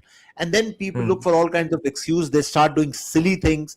They make these stupid pronouncements. Well, why does Nasiruddin Shah every day he gets up and he says something stupid? Because, and I'm telling you my reason for that, because they can't handle being out of limelight. It's as simple as this. That's the big Hmm. problem. So you keep Hmm. looking excuses in communalism and all that, but the fact is, somebody has to ask A.R. Rahman. Maybe A.R. Rahman's music is not so relevant today. It's as simple as this, yeah. That's it. Today you have younger breed of music composers who are coming with even better composition. That's it. It's as simple as this. Yeah, If somebody therefore, does, most let's certain. say, Yeah, go on. huh? Sorry. Yeah, go on. No, I'm saying if somebody does a podcast, let's say better than you, somebody writes better than me, अब इसका ये मतलब थोड़ा Yeah, है कि हम ये उनको गाली निकालना शुरू कर देंगे. We just have to yeah, accept it, यार. It's the law of yeah, nature. It's as simple as this. yeah. Therefore, most hurt and most disappointed with this situation are fans like me who were still considering him to be relevant and who have been defending him in all situations. Yeah. Now we are left holding the No, no, water. even I was very Now, disappointed because I have a very high yeah, regard for A.R. Rahman, some of the music yeah, which he has made. But see, everything has its time and place. Today we might love Dhurandhar. Maybe after another 5, 7 years, we move on. We like something else completely. We might not like this kind of cinema. I mean, it's possible. Yeah, there's yeah, nothing stays as it is in perpetuity in time. It's not yeah, possible. Everything yeah, changes over a period of time, especially in the creative world. Changes yeah. are happening so fast. uh, I'll give you a very interesting example. I've been promoting my new book, and I Hmm. used AI, artificial intelligence, to uh, uh, and this person I know, and he created some reels for me, and I was Hmm. fascinated because the reels he's created look exactly like a movie. So Yeah, this is technology. uh, yeah, as we go ahead, technology, AI, all these things will play a huge role in movie making. So then what do we do about it? You just have to accept it. yeah. By the way, sir, have you seen Dark Knight? Yeah, I've seen Dark Knight. The Christian Bale film, or which one? Oh, you're Yeah, talking of the Christian Bale. guy, the fellow who died. What's his name? Yeah, Yeah, yeah, yeah. Yeah, I've seen that. I've seen that. Yeah. yeah, Joker. Yeah, I know. But if you ask Yeah. me, my favorite was not even that film. My favorite was Jack Nicholson as the Joker in Batman. No, He was we outstanding, can't I thought. accept that. We can't tolerate that Huh? opinion. Okay, okay. Your generation will obviously like, what is his name? Keith the Heather. What is his name? I'm forgetting it as well. No, I think I'm sure something. Yeah, someone yeah, will. yeah. Heath Ledger. Heath Ledger. That's right, Ledger. No, Yeah, no, he was good. He was good. But though yeah. I'm not saying he wasn't good. What I'm saying is, I personally like Jack Nicholson more in Hmm. as the Joker in Batman. But anyway, that's a personal Yeah, choice. yeah. And so I was asking because Harvey Dent did say something like what you were describing, that if you either you die a hero or live long enough to see yourself become the villain. Exactly. That's a good point. See, Yeah. very few people. I think one of the persons I have need to mention out here who actually did it very very well was Dilip Kumar. See, he was Hmm. on the top in his own genre when he was an outstanding actor, I thought. And Yeah. then as he got older, he did some very interesting films also, even when he got old. But then slowly, films he did, films like, I remember, like Bairag, and there was a Yash Chopra film. Uh, he did some really Mashal. Dilip Kumar was outstanding in that. He did all those films, and then slowly he just went out of circulation. But he did not struggle, or he wanted to be in every film, and that's the right way to do it. See, you have as I said, every creator, every actor, every director, every songwriter, every singer, even the great Lata Mangeshkar, for instance. Yeah. Lata Mangeshkar was at the top of her career for years and years and years. But there came a time Yeah. when there were not many takers for Lata Mangeshkar's songs. There were other new younger singers which had come, which were listened to by people. So that's true. Hmm. If you go out with dignity, if you go out with acceptance that my time Hmm. is maybe up, I need to I need to be in the background now. I need to be like a mentor. I need to like advise, not so much as to keep criticizing all the time or telling that he's responsible for my downfall or that is very unworthy of people, I think. But वो बहुत कम लोग कर सकते हैं यार. Not everybody can do that. Now, sir, Dhurandhar did not release in the Gulf, and it did not release in the South Indian languages. How significant are these two factoids?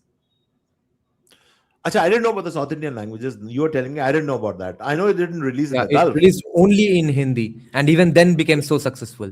And without releasing in the Gulf, Pakistan. But I have no Gulf ka to mujhe pata hai. I know about the Gulf thing. But I think Dhurandhar 2 might be releasing in other languages also, if I'm not mistaken. But we'll see. Yeah, Okay. That's very significant. It showed that, one reason why a lot of people say that why do the Khans and all these people, they keep talking of this Aman Ki Asha, pro-Pakistan nonsense and all that because of these overseas Gulf markets. But then Dhurandhar has shown that even if the overseas markets are close to you, and by the way, you think people in Pakistan or in Dubai or in Oman and all these places, they haven't seen Dhurandhar. Each and every one of them has seen Dhurandhar. Absolutely. They might have seen the pirated versions or whatever they have, but they have seen Dhurandhar. Okay. Yeah. So maybe a lot of other people have made money from that. That's a separate story. But the point is that you can survive, you can do well if you follow your convictions and you're not dependent on, let's say, the overseas. A lot of people actually were making films only for the overseas market. Oh, our film has to do well in North America, it has to do well in the Gulf. Only then we can make a profit. A lot of filmmakers have been doing that. We know about that. But the South has shown the way that if a Telugu film can rule over the entire country, if a Tamil film can rule over the entire country, obviously dubbed in different languages, then if the overseas markets are there or not there, it doesn't make a difference. The South has shown the way, I think. And now Dhurandhar has shown the way. Sir, any Anurag Kashyap movie or Bahubali / RRR or Dhurandhar, are any of these three phenomenons the peak of Indian cinema? I wouldn't say that, I'll tell you honestly, when Sholay came in 1975, when Diwar was released, people like me felt there is a word in English called apogee. This is the zenith, this is the top of Indian cinema. Nothing can better this, That's what we felt. And I also felt that for a long, long time. But then more and more and better films have come. And I'm sure there will be better films than Dhurandhar. There will be better films than what the South is making now. I'm pretty sure about that. Let's not see. I'll tell you something. You cannot put what is called a timeline, or you cannot put an age factor on creativity. Tomorrow, younger filmmakers will come who might come up with something so completely different and interesting that it completely blows your mind. Yeah, wow, they will. How did he think of this? How did he do it? It's going to happen. Trust me. And then all these people will, they will fade away into consciousness. Yeah, they were good, but this is even better than what we are saying. Yeah. It's like if you remember the Titanic made by James Cameron, when that first came, people were amazed. Oh my God, how can you make a film like this? But he's made it. So I still remember that. But that always happens. Yeah. Is this the most significant unity the North Indian Hindi-speaking audience has ever done? Because what else would explain people making it such a big hit and beating cinemas that have become hits in the Gulf as well, and which have released in the South Indian languages? How is Dhurandhar beating those films? Because some people do not definitely understand Hindi. Some people definitely watched fewer in numbers in the Gulf because of non-legal release. So there must be a new demography for this movie, right? Both in terms of religion and language. And for that, you have to thank OTT. I'll tell you what's the link is. I, for instance, watch a lot of Korean cinema because I think Korean cinema is very, very intense. If you watch films like Old Boy, or if you watch some of their Burning, and they made some outstanding films, Even some of the Korean thriller noir series are outstanding, But it's in Korean. So I Yeah. obviously watch, the English titles, subtitles keep coming. So we live in a world of subtitles, of dubbing, and all that. So in that sense, films make what I call a demographic leap. They're not confined only. Let's say if you make a film in Bengali, so non-Bengalis cannot watch it. They will watch it if they like it. Films are either dubbed or they are, as I said, they are. You have subtitles. So that's the first big thing. But the reason for Dhurandhar being liked by practically everyone, save asides a few idiots, I would say, is because Yeah. it touched the pulse of the people in terms of the potential which India can do and to the extent which India can do to defend itself. See, that's the overall theme of the Yeah. film. It comes out in the end where, you know, where he says, and that's the real messaging of the film, कि ये नया भारत है, अब हम घर में घुस के मारते हैं. See, that's a theme which is there last few years, whether we like it or not. It's a theme which people are talking about all the time. This is a new aggressive India. This is what is being talked about. And the film, I think, brilliantly captured that. And it's not only in the north, it's right down to the south, everywhere. That became popular because of this particular theme. So the criticism of Dhurandhar being hyper masculine. Now, even putting ourselves in the shoes of those critics and just trying to steelman their argument, what is the real big problem with hyper masculinity if it's being done by a spy or a defense personnel? What can be their argument to make it make sense? See, I don't accept this argument in terms of gender, sexuality, and all that in filmmaking. I think you have to, as I say, horses for courses.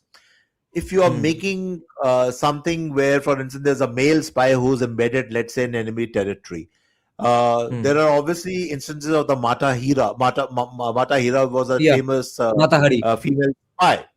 So that can Yeah, also be true. Also, I'm yeah, not saying. It all depends upon the story. So if it's a male guy, it's a male guy. It's as simple as this. What is so hyper masculine about it? Just because a male guy is shooting or he is like firing an AK-47, you think a female cannot do that? She can do it equally well. So I don't accept this argument. It all depends upon the story. It all depends upon the characters you are creating.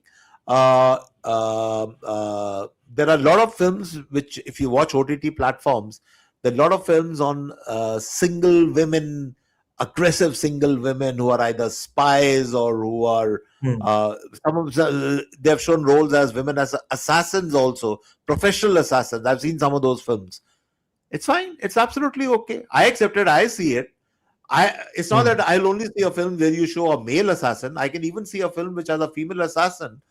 Why not? What's wrong with that? Absolutely okay. Yeah. What might be the arguments in favor of even considering the phrase hypermasculine to be a criticism? See, it's a cliche. It's a cliche which people fall back upon because some people are desperate. See, we in India, we have something called a crab mentality. If somebody is successful, then there are 10 different people who will try and pull that person. So they keep looking for excuses. अब और कुछ नहीं मिला, चलो hyper masculinity. You know, it's all these Ranveers and all these people are very, very masculine and they're doing this and all that. Arey Baba, that's a role. What can you do about it? If you remember the female character in the film, that's Ranveer Singh's love interest in the film, that young actress. Yeah. I thought she acted brilliantly. She was really, really good, Yeah. you know. She's a strong young woman in her own right. And she did that role very, very well. So it doesn't Even matter. Rahman Daket's wife. Huh?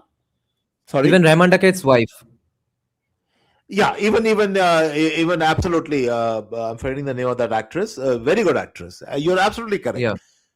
And even though that Rahman fellow is the king of Layari and all that, but she tells him that she calls the shots at home. You know, that's the way they depicted that in the film. So it all depends upon how you do the role. It doesn't matter. It's a big role, small role, masculine role, non-masculine role. One of the highlights of Dhurandhar, by the way, is this actor from yesteryears who used to do comedy. Yaar, kya naam hai uska? The guy who played that Pakistani politician in the film. Um, Rakesh Bedi. Yeah.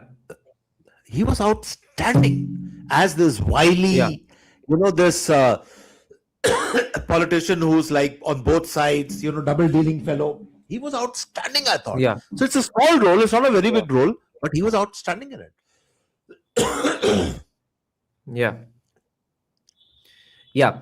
And in terms of its more technical departments, what did you think of those? The color gradation, the color filtering, the color correction, background score, sound design. Absolutely. Background score is, of course, the highlight of the film. We already discussed that. That is an absolutely outstanding. Hmm. Then I think they are also using a lot of what we were talking. I think we had mentioned that CGI and all that. All Yeah. those shots, the aerial shots which are taken of Lahiri Township. There's a shot of this Yeah. guy who is strung from a motorcycle and he's dragged through the Yeah. street. One of the best scenes in Bollywood history. Yeah, but it's a CGI shot. It's not a real shot. Hmm. Yeah. It's not possible to do that. Hmm. I think 100%. I'm pretty sure it's what is called, you use AI and all these other things. But that's the way to do it. You Okay. supplant the real thing, real shots with AI and all that. That's the way filmmaking is nowadays. Why not? What's wrong with that? Hmm. What about the accusation of it being hyper nationalistic? Is that also fair? Is it even fair to consider that term a criticism? And if so, does that apply for Dhurandhar? Let me take your viewers back to a very, very early time when there was this person called Manoj Kumar who used to make these patriotic films. Okay, he made films like Shaheed, Upkar, and all that. He was known as Mr. Patriotic in the old days, in the 60s. I'm talking about. Now, when you see those films, they were also very interesting films in their own way. But there was this overdose of patriotism and all that, Bharat Ye Hai and all that, which is fine, which is, you should be saying that. But the way Dhurandhar does it is in a very subtle way.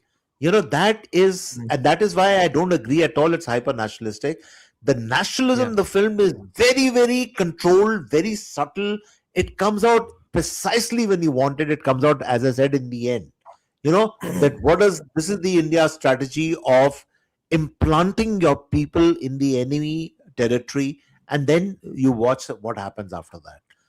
So it's not overtly, it's not hyper nationalistic. I don't think so. Sir, have you seen Uri, Surgical Strike? Yeah, I've seen Uri. Yeah, very good movie. Okay. Again, very, very good movie. Absolutely. That was far more controlled. That was also very intense in a way. It had a more indie vibe. Huh? It had a more indie vibe, whereas Dhurandhar is the blockbuster. Yeah, it looks like a blockbuster. Dhurandhar is again something which is like meant for your senses. It completely, it's a sensory experience. Uri was not that. Uri was more intense, but in a very controlled way. And what's the name of that actor, the young man who played Vicky Kaushal? Vicky Kaushal. Vicky Kaushal was very good in that, I thought. Very, very good, the way he takes command and the way then they do that raid on the enemy camp and everything. And his entire, transformation from an officer, and he suddenly becomes this ruthless commander who has to get the job done. But done in a very controlled way. Dhurandhar is a different experience. It's an auditory, sensory experience. It works on a different level altogether. Yeah. Sir, what do you have to say about the feminism to be found in Aditya Dhar's movies? Because in Uri, it was such a big hit. It was made with a budget of about 22 crores and it went on to make 211 crores. Uri, this Dhurandhar is already giving them 7 to 8 times of returns. Now, in both movies, women were not objectified at all. Their existence didn't depend upon the size of their cleavage or naval exposure, etc. They were completely covered up. On the other hand, they were very, very significant, strong, qualified, able, competent women. And that's, of course, not talked about at all, Aditya Dhar's feminism. But do you think that's deliberate? Is he trying to send out a message of an alternative kind of feminism? Yeah, certainly. Why not? And look at the irony. Ranveer Singh's wife is Deepika Padukone, who wears a bikini to portray what is called a ISI agent in the film. Come on. I mean, first of all, there would be no ISI agent who's going around parading in bikinis. I mean, I will at least give some credit to the Pakistanis here. I know they are duffers and all that, but the women won't be wearing bikinis and strolling around like and romancing with our raw heroes and all that. I mean, that Yeah. entire filmmaking is so stupid. It is so unrealistic. It makes you cringe. That what are they showing? What are they making? So yeah, Yeah. that way you're right. Aditya Dhara has actually done a service to Indian cinema, where restraint, realism, grittiness. These are the three words I can think of. These are the hallmarks of the Aditya Dhar kind of filmmaking. Even in specifically the feminism aspect of his films. Yep, absolutely. See, and people wrongly try to correlate feminism with this woman who is like revolver Rani kind of this thing and all that. That's rubbish. You can be a housewife and you can be a feminist also. You can stand your ground in a room full of men. You can still be a feminist. That for me is a definition of feminism, where a woman holds her own against anyone in any circumstances. Big role, small role, it doesn't make a difference. And you're right. He actually knows that very, very well. And by the way, his wife in real life, Yamini Gautam, she's also done some very interesting cinema. In her own way, very feminist kind of roles. She's played them very, very well, actually. Yeah, in Surgical Strike, in Article 370, and now in Huck. Have you seen Huck? Yes, that's what I'm saying. Exactly. And I still remember her when she started with, I think she was in Vicky Donor, if I'm not mistaken. That was her first film. So right from that time onwards.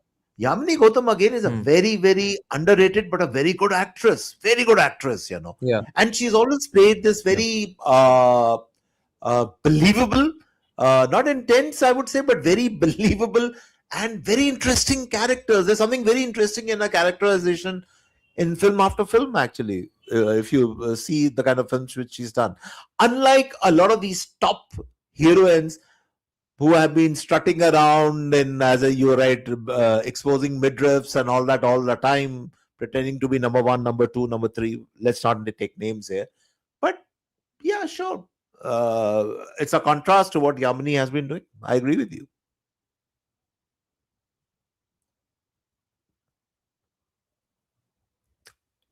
Hello, I think, is that frozen?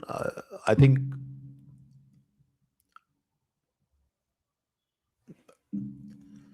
Oh. Hi, can you hear me? I think you got off the screen.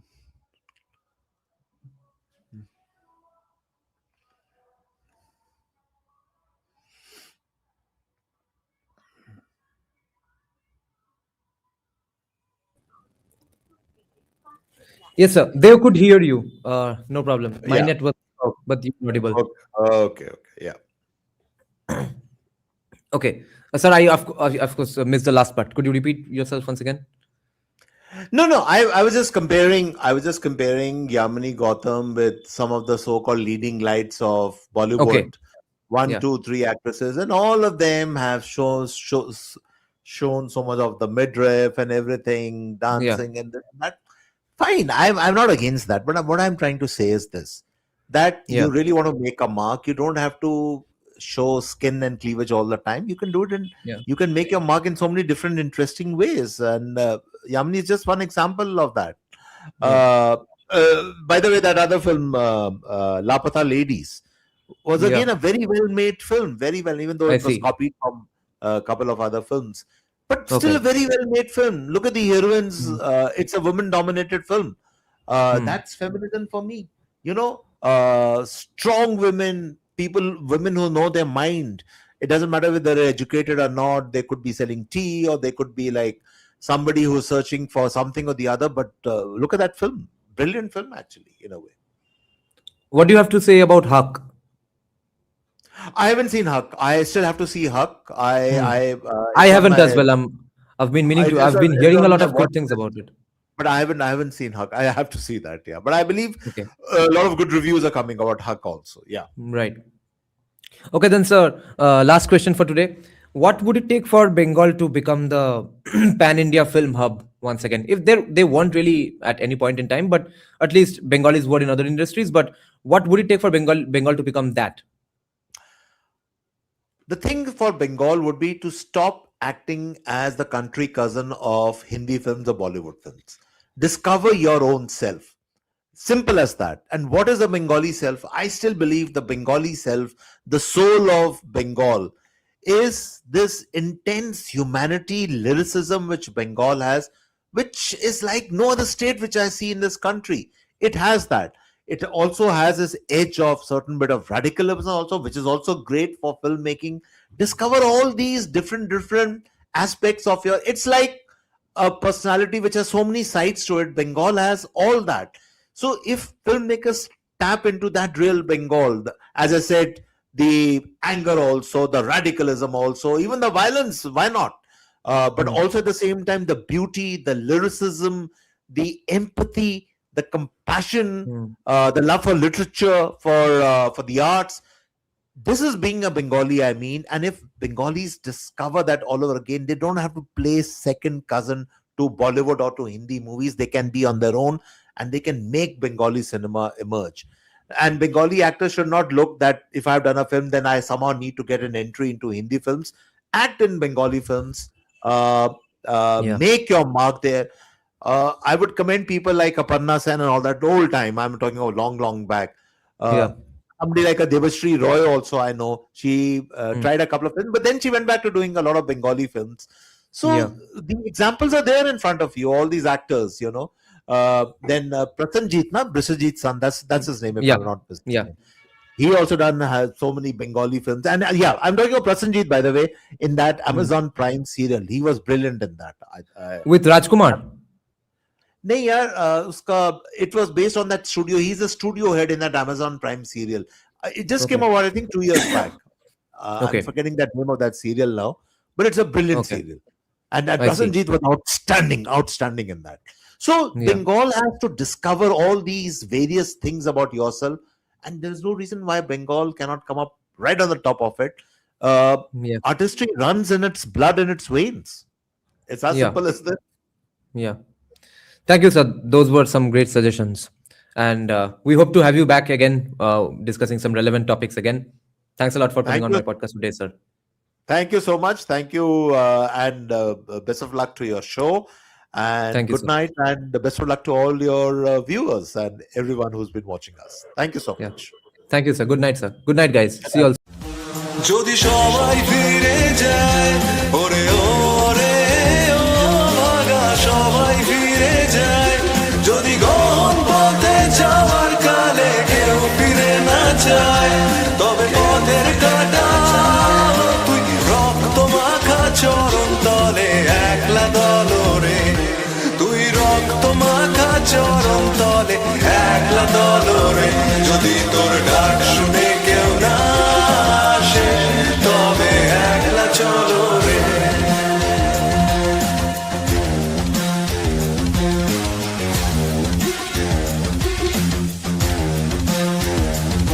যদি আলো না ধরে ওরে ওরে ও ভাগা আলো না ধরে যদি ঝড় বাদলে আধার রাতে দুয়ার দেয় ঘরে তবে বজ্রা নলে আপন বুকের পাঁজর জ্বালিয়ে নিয়ে একলা চলো রে আপন বুকের পাঁজর জ্বালিয়ে নিয়ে একলা চলো রে যদি তোর ডাক শুনে কেউ না আসে তবে একলা চলো রে